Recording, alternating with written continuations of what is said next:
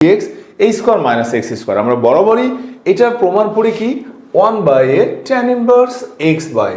আসলে এটা কিভাবে হয় সেটা তোমাদেরকে আমি একটু দেখানোর ট্রাই করব। তো দেখো আমাদের এই ধরনের টাইপের, দেখো আমরা জানি ইন্টিগ্রেশনে কখনোই ভগ্নাংশের হরের ইন্টিগ্রেশন হয় না, অর্থাৎ u/v আকারে যদি কোনো থাকে তার কোনো ইন্টিগ্রেশন হয় না। সেক্ষেত্রে আমাদের এখানে ধরে ম্যাথ করতে হবে। আমরা কি ধরবো, এখানে যেমন দেখো a স্কোয়ার আছে প্লাস এক্স স্কোয়ার, অর্থাৎ আমরা এখানে let x equal to a tan theta ধরবো, x equal to a tan theta. এবং আমাদের জেনে রাখা ভালো যে আমরা যা ধরবো তাই সেটা ডিফারেন্সিয়েশন করব। তাহলে যদি আমরা ডিফারেন্সিয়েশন করি, x কে ডিফারেন্সিয়েশন করলে আসে dx, a tan থিটা মানে কি sec square theta d theta.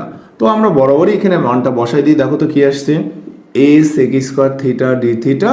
আর আমি যদি নিচে থেকে a স্কয়ার কমন নিয়ে নিই 1 প্লাস tan স্কয়ার থিটা।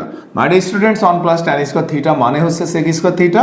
যারা ইন্টারমিডিয়েটে অলরেডি উঠছো তোমাদের কাছে এটা কঠিন, খুব বেশি কঠিন মনে হবে, কিন্তু আসলে কঠিন না, প্র্যাকটিস। তো দেখো sec স্কয়ার থিটা কাটা a কাটা, অর্থাৎ 1/a, এখানে যদি d থিটা।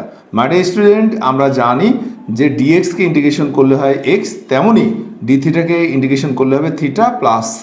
তো এই জায়গাটাতে আমরা একটু আবার আসি যে কি ধরেছিলাম, x equal to a tan theta, অর্থাৎ tan theta equal to x/a। Now theta সমান সমান আমরা কি বলবো, tan ইনভার্স x/a। তাহলে আমরা এখানে সরাসরি ভ্যালুটা পুট করে দিই যে 1/a tan inverse x/a plus c।